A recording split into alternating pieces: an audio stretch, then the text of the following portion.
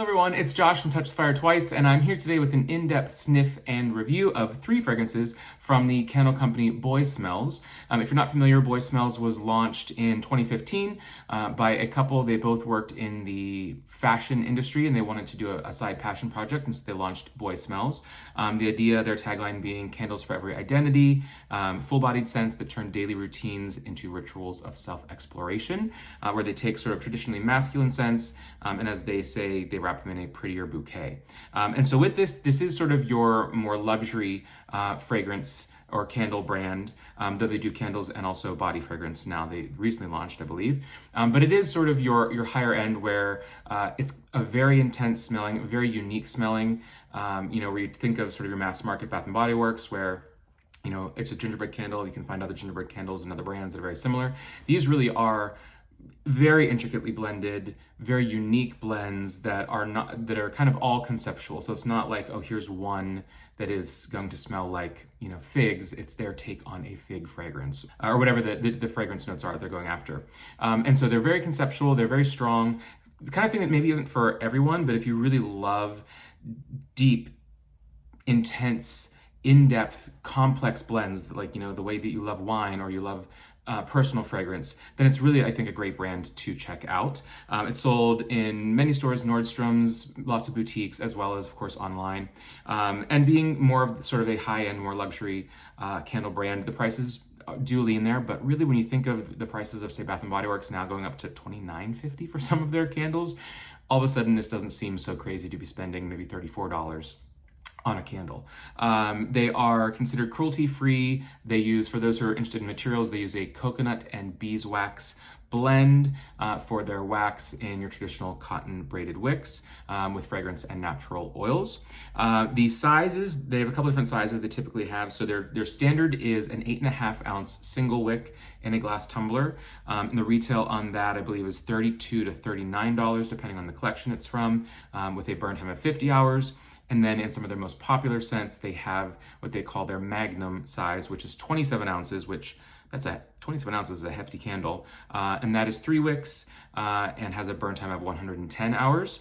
What I'll be reviewing today is from sort of their holiday collection. They have sort of a core classics collection, and then this is a holiday collection that they refer to as a future classics collection. It really does, again, lean towards a fine fragrance. So we keep that in mind when I do this review. It's not just, your typical blend of 2 or 3 herbaceous or botanical items. It's very complex, and so you have to think of that when you're going into it and really kind of go in with that nose. And I took quite a bit of time trying to figure out what I smell in this to give a good review, because it's tough, because it is really like telling someone about a wine that you're going to taste.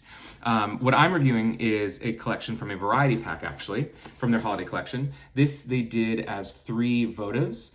They are 3-ounce votives, each with an 18-hour burn time. The retail on this was $58, so of course you are going to pay certainly more per ounce when you do it this way versus your $32 8.5 ounce candle. I will say the burn time on these, the only other candle I have from them is I have a full size of the Casey Musgraves collaboration from probably 2 years ago called Slow Burn, like one of the songs in her Golden Hour album. If you haven't listened, highly recommend it.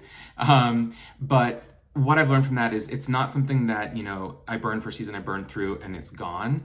It really is a different layer of fragrance, an experience that is very unique and intense. So while you might think, oh, I'm used to 3-wick candles that are, 14 or 18 ounces, an 8.5 ounce single wick in this brand, from what I found, is strong, is heavy, and is enough to actually throw pretty well, because they have such a concentrated blend of fragrance oils. The same is even true for these little 3-ounce votives, which typically, go to Yankee Candle, get yourself a votive. You'll burn your nose before you can get a scent from it, in my opinion. These, I burned 2 of the 3, and they've had really good throw in a powder room and even in a study, the room I'm in now, that's probably, 13 by 12 or so. It's not a small, tiny room by any means, but it had a really good throw on my desk, so happy to report that.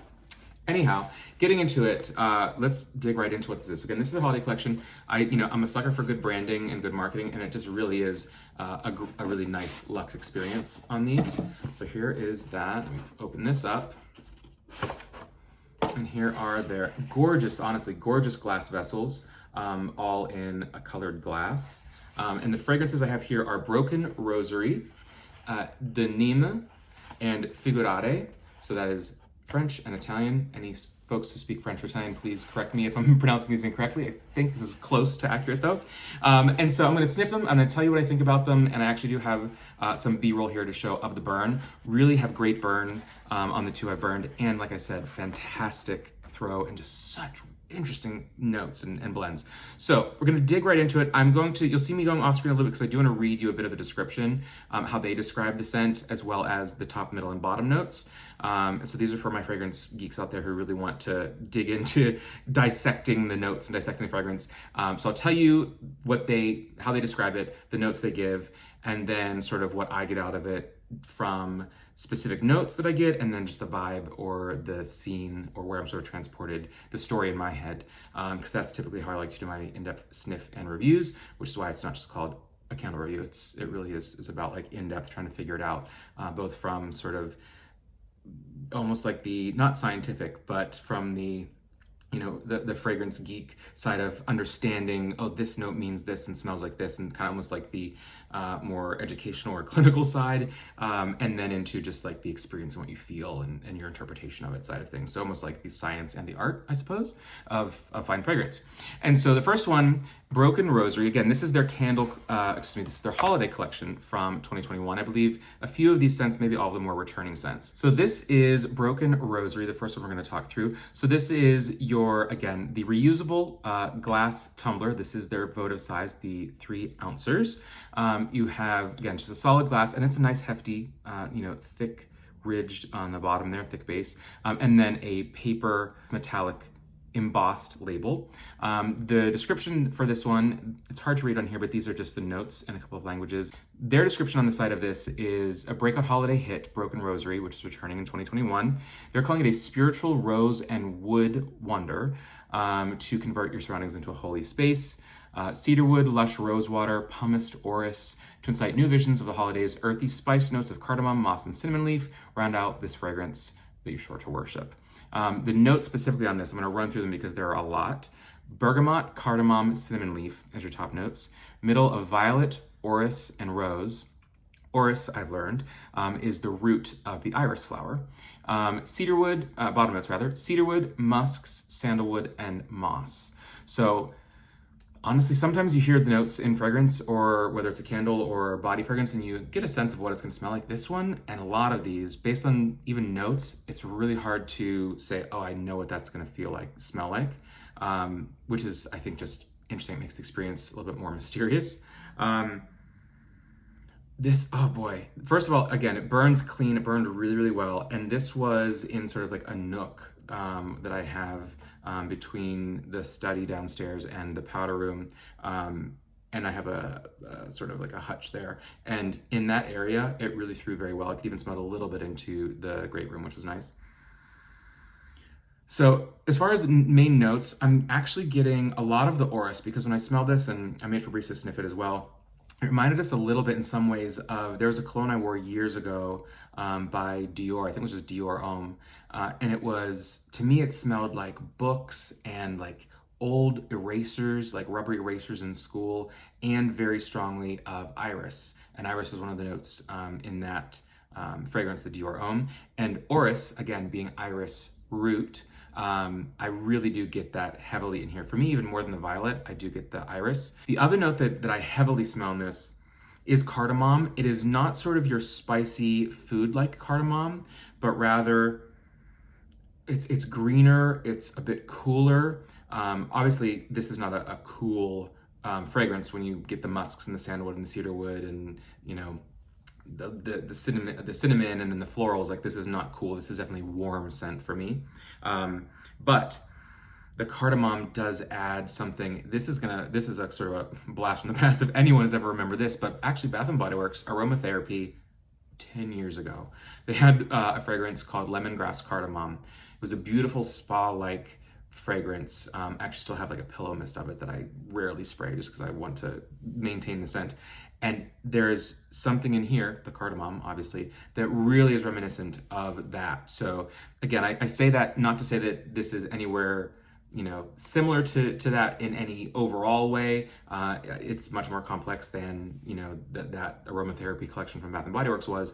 But if you know sort of, oh, that's what cardamom smells like, or I know that what cardamom can smell like, I will get that in here. Same thing again with that, why I mentioned the Dior Homme, that iris, or any other personal fragrance that you smelled iris in. It's that a little bit powdery, non-traditional floral, a bit more almost like a masculine floral. Though I don't like to say masculine, feminine, more traditionally a masculine floral. And for me, the vibe on this, it really is like there's a familiarity. Broken Rosary, with also Rose being in here. Not Rosary, but Rose, Virgin Mary. There's something familiar about this as far as this is the marketing speaking, I know that, but the Rosary, you think church. And I do feel like if you were to walk in, the way that, like an old, let's say you're, in Spain and an old church from, 1,000 years ago or something. And it's just a little bit dusty, but it has the same, some of the same, incense or materials that you may be used to when you walk into, any cathedral around the world. But it's old, it's a little creaky, a little creaky, a little dusty. And that's what this brings. It's familiar, it's warm.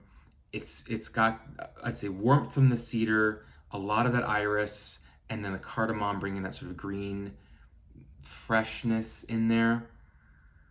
It's really just a beautiful blend. Hard to describe, but those are like the three notes of the, what is that?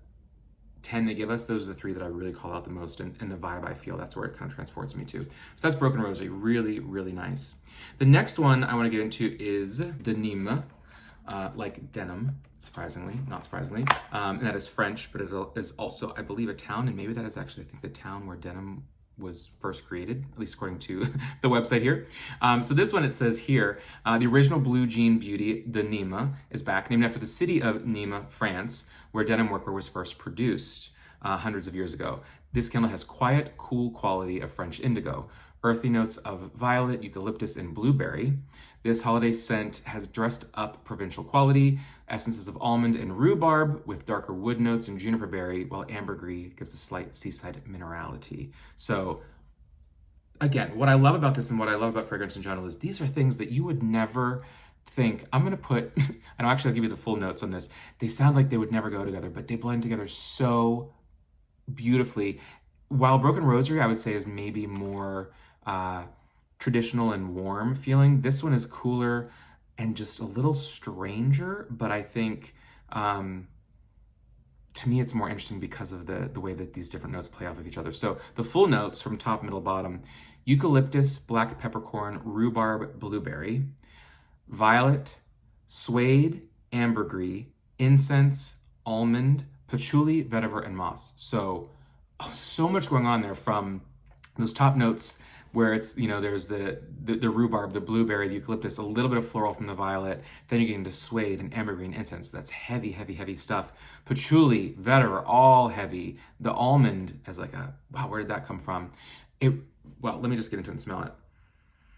To me, this one is, whereas Broken Rosary is warm, enveloping, this is a bit, I hate to say casual and sporty, but if I had to, I would say it is cooler.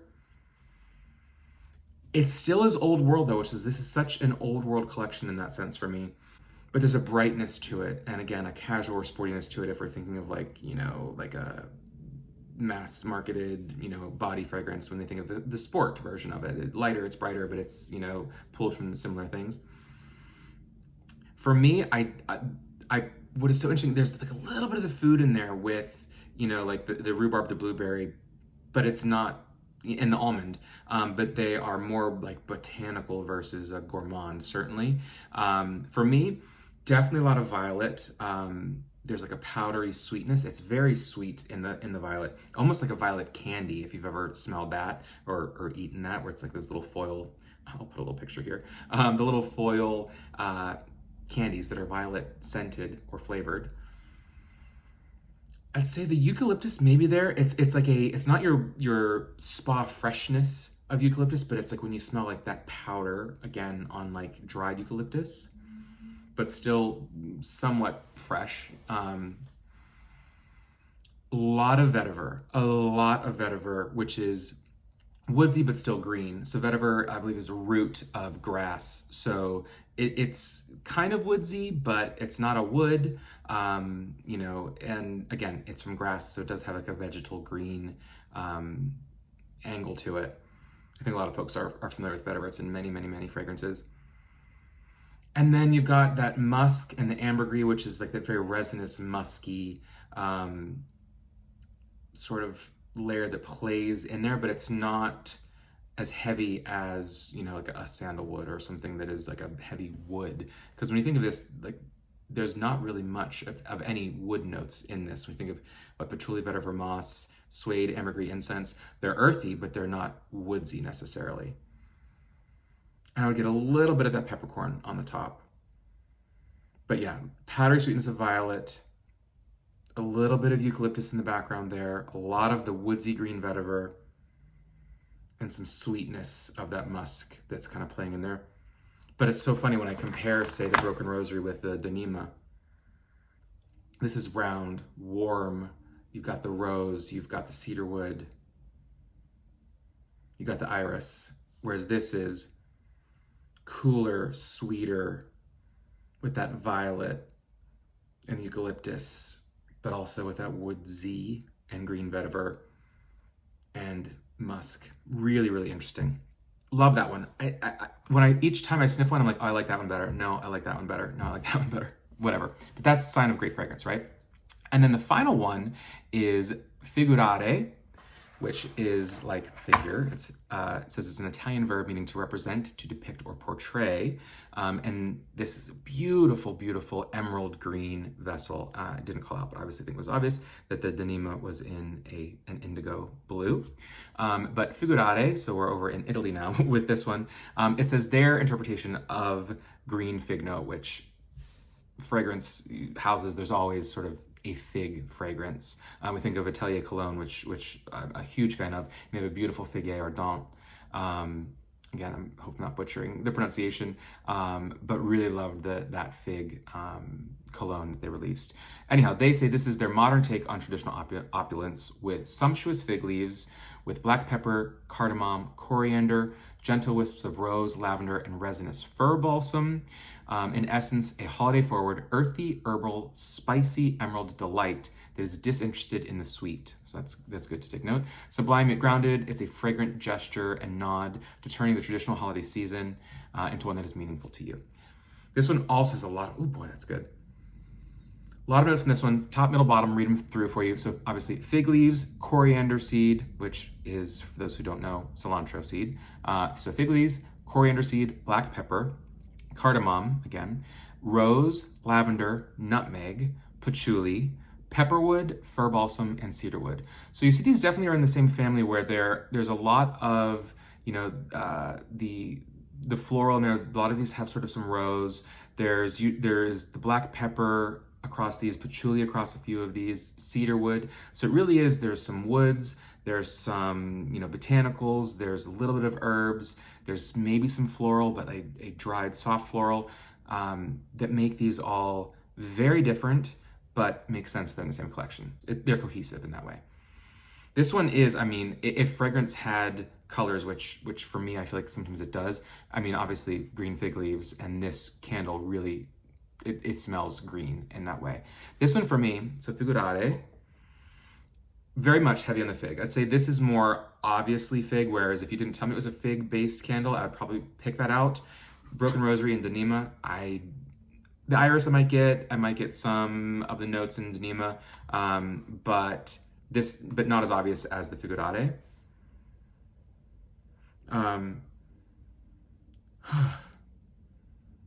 Okay, so I would say heavy on the green fig leaves, not the fruit, but fig leaves, if you're familiar with that scent. Kind of, again, powdery. Black pepper, if you remember black pepper bergamot from Bath & Body Works, this is a similar black pepper to me. Cardamom as well. So remember, there was cardamom in this one, and then also cardamom in the Broken Rosary. They're kind of different cardamoms to me, though. I will say this one is like maybe it's somewhat similar in that it's a kind of gentle, soft cardamom. The other one I feel like was maybe a little more green. And then I also feel like I get a fairly heavy hand of cedar wood in this one. I don't so much get the fir balsam, but maybe it's some of the greenness that I'm getting in there, because fir balsam for me usually is kind of a green, more of like a whoosh feeling versus, you know, some of your other pines. Rose and lavender, to me that kind of all gets tied in with the fig leaves in sort of the bright freshness of this. But I mean, have no confusion with patchouli, pepperwood, cedarwood. This isn't necessarily a fresh candle. It's a fresh take on a heavy-handed blend. Really, really nice. And again, if I'm trying to compare the three, Broken Rosary is just, I'd say like Broken Rosary is probably the crowd pleaser, which I feel like that's like the inspiration maybe for the collection. The Nîmes might be my favorite, just because it, again, the violet playing in with like the musky and the ambergris, but also the sweetness from either the eucalyptus or blueberry or something is really intriguing. And the Figurade, probably it's so nice. For me, it's a little bit less unique than the other two, but I still really, really like it. I haven't burned this one yet, but again, all very strong. I will say again, the Nîmes I burned in this room for, I don't know, 2 hours or so, got a great pool, really strong. Actually had, sitting next to it, actually ended up blowing it out because it was really intense, which is great for a 3-ounce candle. It really does make it worth it, where I could burn this 5 or 6 times for a couple of hours each. Again, they say 18 hours, and actually be satisfied with it, versus this isn't just, I'll get a sniff, get a test, and then you have to buy the big one to enjoy it. I don't think that's true in this case with this brand from what I've experienced so far.